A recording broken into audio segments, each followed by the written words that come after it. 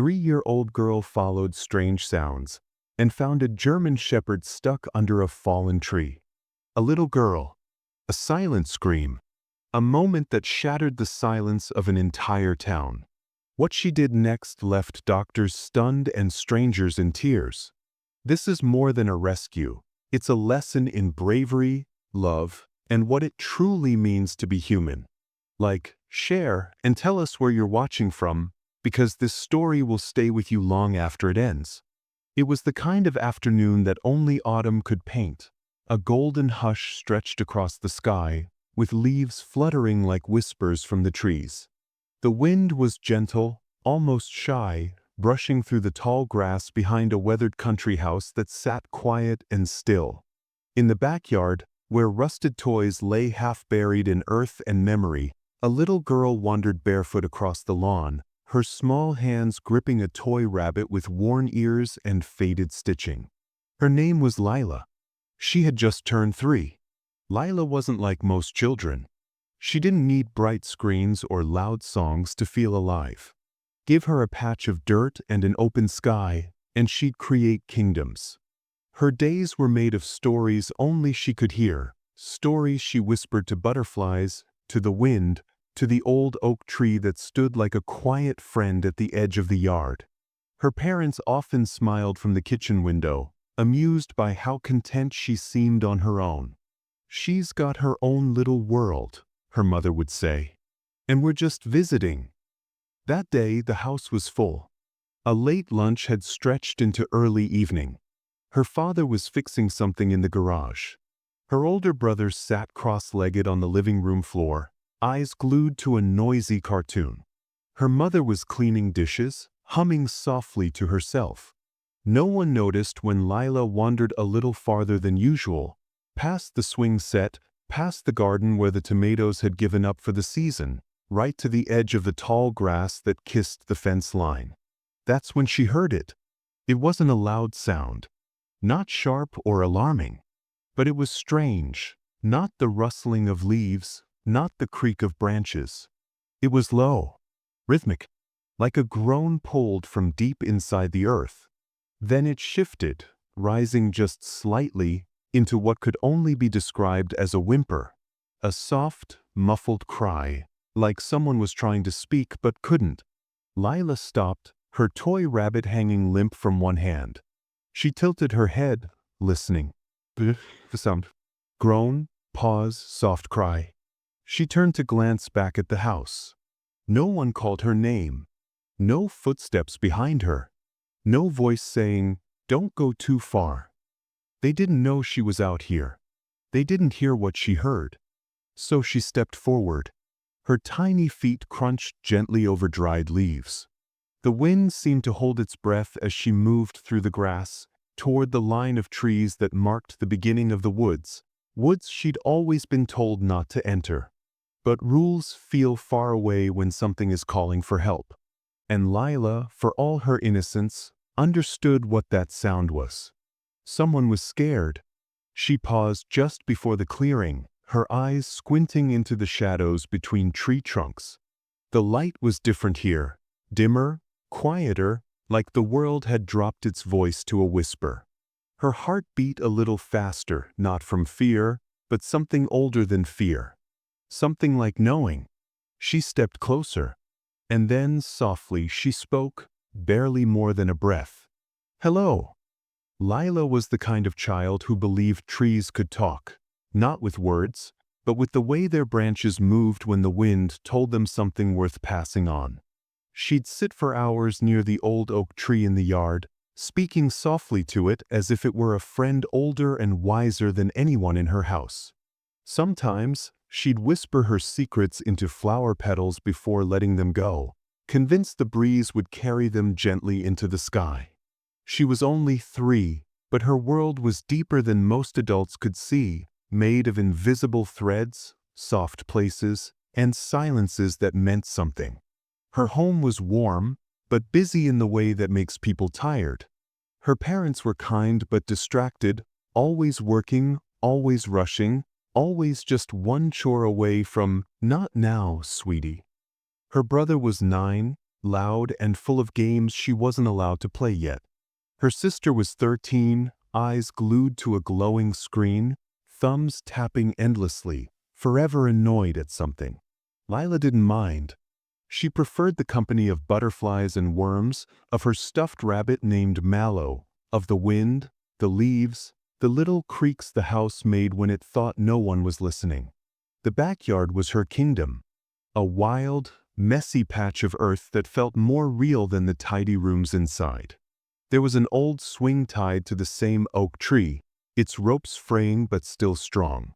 There were flower beds where weeds grew without shame, and a vegetable garden her mother used to care for but had since given up on. A small wooden fence lined the property, beyond which lay the woods, deep, tangled, whispering with secrets. Her father had warned her not to go near them. Too many roots, too many ticks. Nothing good back there. But Lila wasn't afraid of roots or trees or shadows. She listened when they spoke, and lately they had been saying something strange. It started 3 days before the golden afternoon in the yard. She had been sitting on the swing, legs too short to reach the ground, when she heard it, a low, broken sound carried on the wind. It was brief. She wasn't sure if it had been real, but it returned the next day, and the day after that. Always faint, always sad, like someone or something was trying not to be heard, but couldn't help calling out anyway. Lila tried to tell her brother. "I heard something," she said, tugging on his sleeve. He looked up from his video game, annoyed. "Was it a bird?" She shook her head. It was like a cry. In the trees. He rolled his eyes and turned back to his screen. "You watch too many cartoons." She told her mother too, while sitting at the kitchen table eating cereal. "Something is calling from the woods." Her mom smiled, kissed her forehead, and said, "That's just the wind, baby. The trees are just being noisy." But Lila knew what wind sounded like. This was something else. Something hurting. By the 4th day, she couldn't stay away. She waited until her brother was lost in his game, her sister yelling at her phone, and her mother folding laundry with her earbuds in.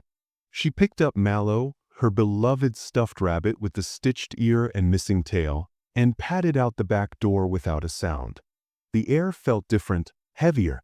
The sky was overcast, but the wind was warm.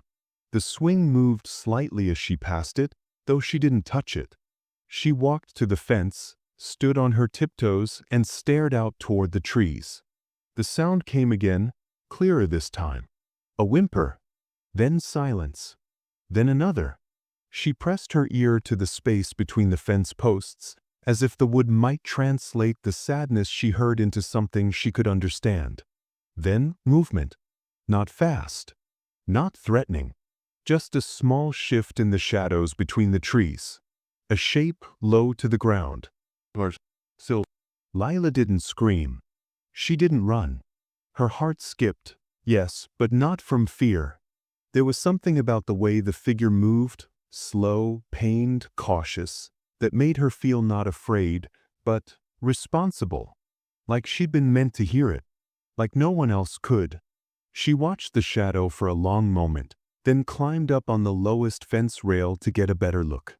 The leaves rustled. The shape shifted again, and this time she saw eyes. Dark, wide, tight. Watching her. Not glowing. Not angry. Just watching. As if asking, "Do you see me?" Lila gripped Mallow tight and whispered into the breeze, "I see you." Then she climbed down, turned slowly, and walked back to the house. Her steps were slow. Measured. Her mind already spinning with what she would do tomorrow. The next day, Lila didn't wait. The wind was stronger that morning, tugging at the curtains and making the trees whisper more urgently.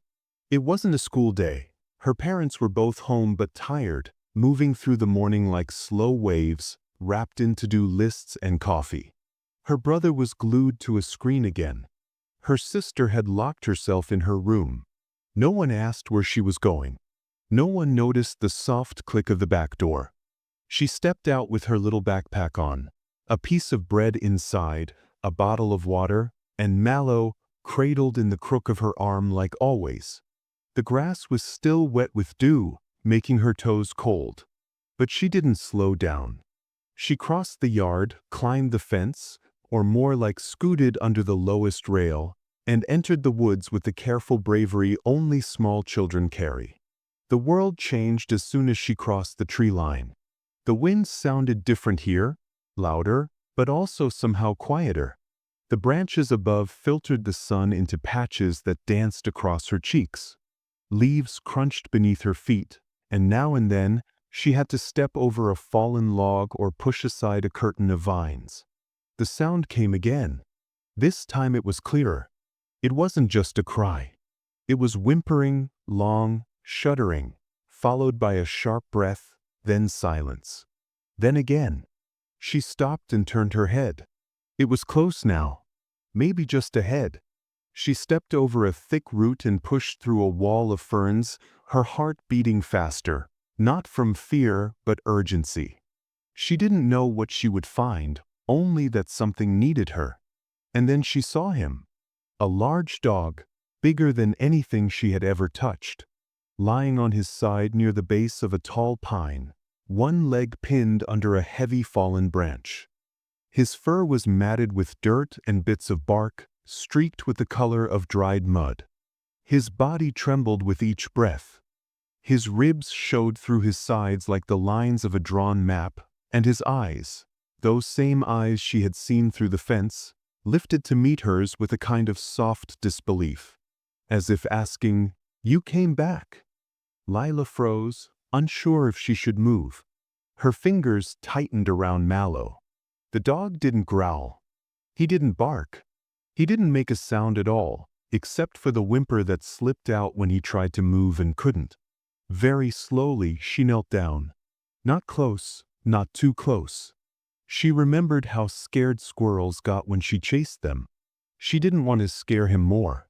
So she sat just far enough that he could see her without feeling cornered, and then, in the same gentle tone she used when talking to the stars or whispering stories to the clouds, she spoke. "Hi," she said. "It's me again." The dog blinked, his head still down. "You're really big," she whispered, "but you look sad." He shifted slightly, wincing as he tried to move his trapped leg. The branch that held him wasn't huge, not like a tree trunk, but it was too heavy for her. She could see it pressing down just above his paw, pinning him. He must have been there for days. Alone, hungry, waiting. She opened her backpack and pulled out the bread. It was dry and crumbled as she unwrapped it, but she placed the biggest piece a little closer, inching forward on her knees. "You can have it," she said. "I brought water too, but it's in a bottle." The dog didn't move. She didn't mind. Instead, she just sat with him, her stuffed rabbit in her lap, her hands folded. "I talk to Mallow when I feel scared," she said. "He doesn't talk back. But I think he listens." Minutes passed. She didn't count them. She just told the dog about her swing, about the squirrel that ate all the tomatoes, about how her brother said she couldn't keep a pet, but she was trying to grow worms in a jar and call them family. Eventually, the dog's breathing slowed just a little. He blinked more. Once, his nose twitched toward the bread. His body stayed still, but something in him seemed to settle. She placed Mallow on the ground between them. "You can borrow him if you want," she said. And then, very softly, she leaned forward, brushed some dirt from the rabbit's face, and whispered toward the dog, like a promise. "Don't worry. I'll come back."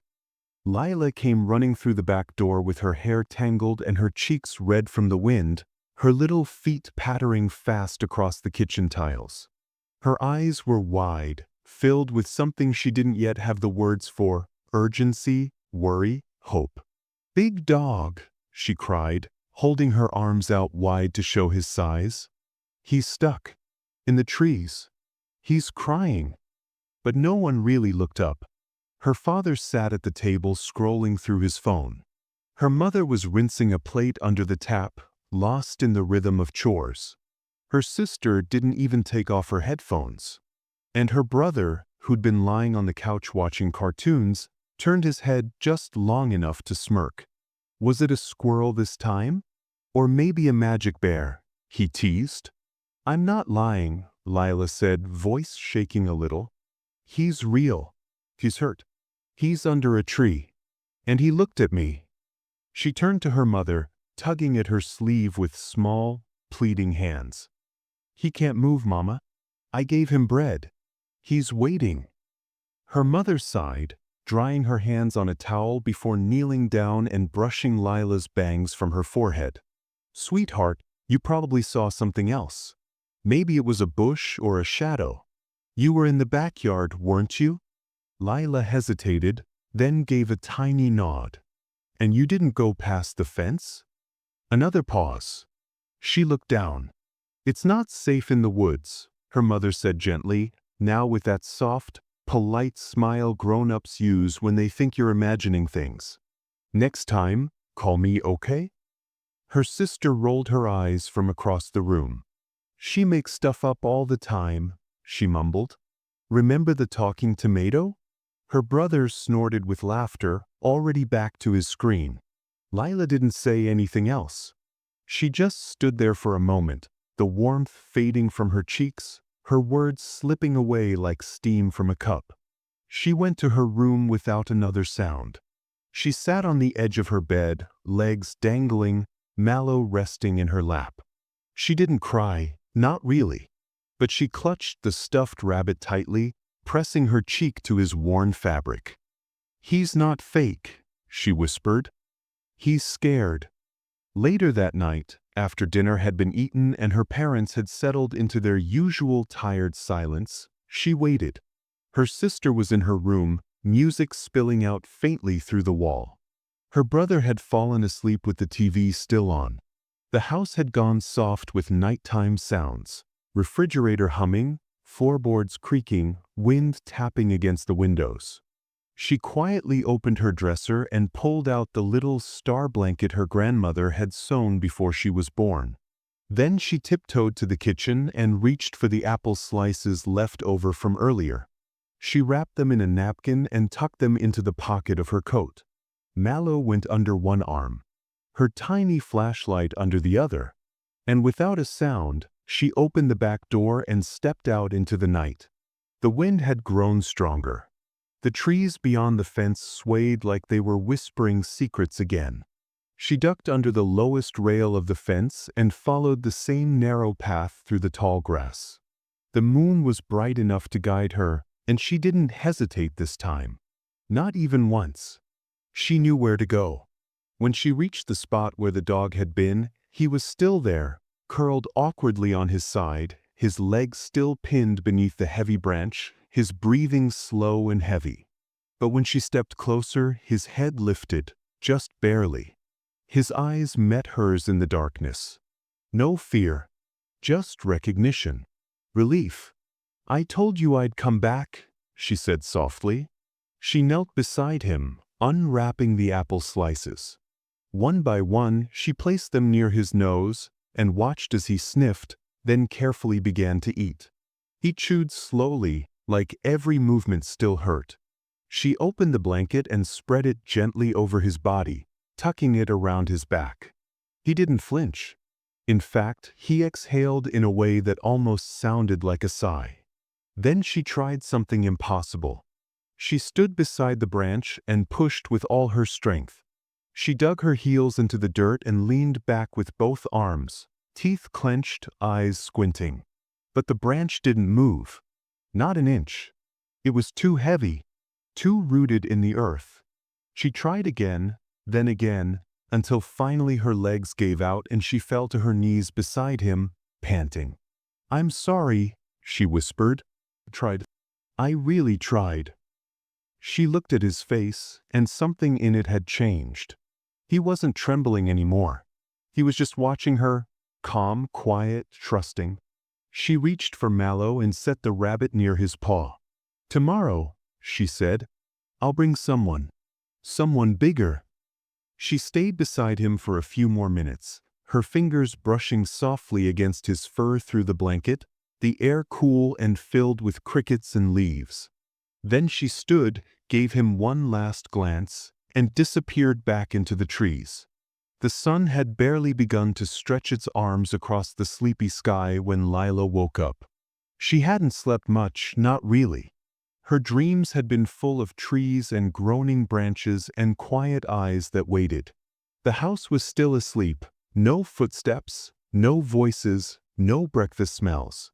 Just the faint ticking of the hallway clock and the heavy hush of a home that hadn't noticed her slipping out the door once again. But Lila moved with purpose. She was small, but her hands were steady. This time, she didn't go empty-handed. She pulled her little red wagon from behind the garden shed, its wheels squeaking softly in the grass. She packed it carefully, a small bottle of water, 2 slices of bread wrapped in paper towel, a folded towel from the laundry basket, and her toy doctor kit with the cracked plastic stethoscope she once used to heal Mallow's missing ear. She had wrapped up Mallow too, safe in a tiny blanket. "You're coming," she whispered, tucking him gently into the wagon like a nurse would a patient. "He'll need you." The air outside was cool and fresh, the kind of morning that hinted at a change in season. Leaves fluttered across the path as she tugged the wagon through the backyard and under the fence again, retracing steps she already knew by heart. The trees greeted her like old friends, and the birds above seemed to pause their song for just a moment, as if watching. She moved quicker now, her feet more sure, her shoulders held higher, like someone on a mission. Near the edge of the woods, just before she disappeared into the brush, a woman walking 2 small dogs on leashes spotted her. The dogs barked once, then went silent, ears perked toward the trees. The woman, a kind-faced neighbor Lila didn't know by name, watched, puzzled, as the child tugged a red wagon into the forest. It wasn't a path children usually played near. And something about the girl's determined stride, her soft curls bouncing as she walked, sent a flicker of concern through her. She hesitated, then called out, "Sweetie, are you okay?" But Lila didn't hear. Or maybe she did, but didn't stop. The woman followed, gently pulling her dogs along, eyes scanning the woods. By the time she caught up, she froze at the edge of the clearing, and what she saw made her breath catch. A little girl knelt beside a massive German shepherd, the dog half covered in a blanket, one paw clearly pinned beneath a thick, mossy branch. The child had laid out a small towel and placed a plastic stethoscope on the dog's chest. "You'll feel better soon," she was saying, her voice light calm. "I'm learning how to fix things." Mallow's ear got better. The woman took a cautious step forward. "Oh my God," she whispered. "That dog is alive." Lila looked up, her face serious. "He's mine now," she said quietly. "But he needs help." The woman knelt down, dialing her phone with trembling fingers. "Yes, this is Maria Collins. I need animal rescue right away. There's a large dog trapped under a branch in the woods behind Briar Lane." "Yes, a child found him. Please hurry." Lila stayed by the dog's side while the call was made. She stroked the matted fur near his head with her fingertips, her breath matching his. He didn't growl. He didn't move. But he watched her, as if every second she stayed gave him another reason to keep holding on. 20 minutes later, the woods were alive with motion. Flashing lights parked quietly near the road. 2 rescue workers and a young man in a vest marked County Animal Response Team arrived with gentle voices and slow steps. One of them, a tall man with kind eyes, knelt beside Lila and said, "Hey, sweetheart, you're very brave. Can we help your friend here?" She gave a tiny nod and moved back, but only a little. Her hands hovered near the dog's ear as the rescuers began to work. One checked his breathing. Another gently tested how deeply the limb had pressed into the dog's leg. "He's lucky," the man said. "Very lucky." But then he turned serious. "Dehydrated. malnourished. We need to move fast." Using inflatable lifts and long pry bars, they raised the branch inch by inch, every movement slow and deliberate. When the limb finally gave way, one rescuer slid a padded mat beneath the dog's torso and began to lift with the help of a stretcher. Lila stood perfectly still, watching every detail like it was the most important moment of her life. When they picked him up, the dog didn't bark or struggle. He simply turned his head toward the girl, his tired eyes soft, his ears twitching. The bond between them was visible now. Not imagined, not made up, but unbreakable.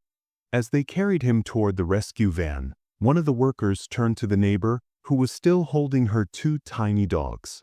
"If this little one hadn't found him," he said, "he wouldn't have made it another day." Lila walked beside them, her wagon trailing behind her.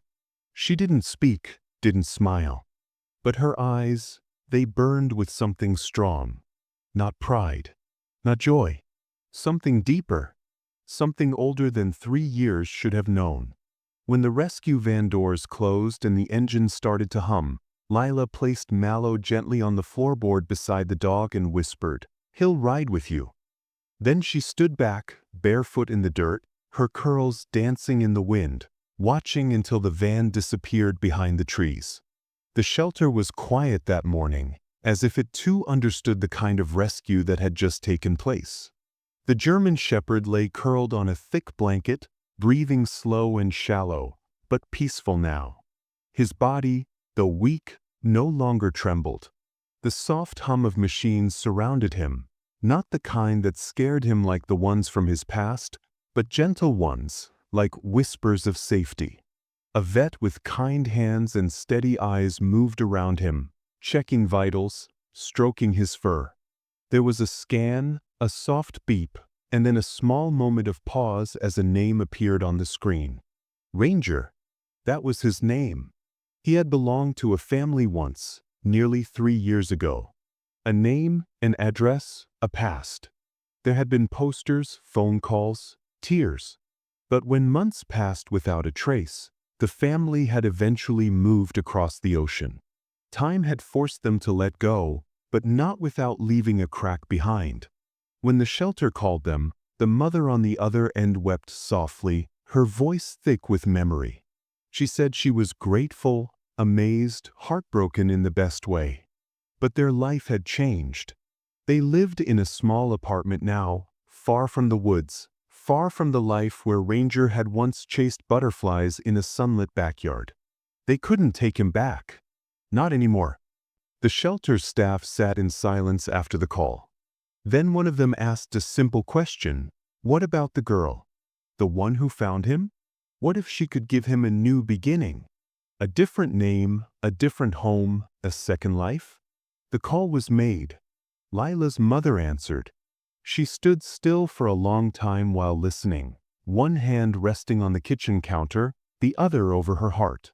She didn't speak until the voice on the phone said, "We'd like to offer your family the chance to adopt him, if you're willing." That evening, the family gathered in the living room, a rare quiet between them. Lila sat cross-legged on the rug, Mallow in her lap. Her parents knelt beside her, not as people who needed to explain something to a child, but as people who had finally begun to understand her. Her father smiled. "They want to know if you'd like him to come live with us." "For good." Lila blinked. She held her breath. "Forever?" she asked. "Forever," her mother whispered. The next morning, the shelter doors opened to sunlight and a pair of small footsteps. Lila walked in with her parents beside her, holding a blanket and a small toy leash in her hand. When the dog saw her, he stood, slowly, carefully, and moved toward her with a quiet dignity. There was no barking, no whimpering, no drama. He simply reached her and sat down, resting his large head against her chest.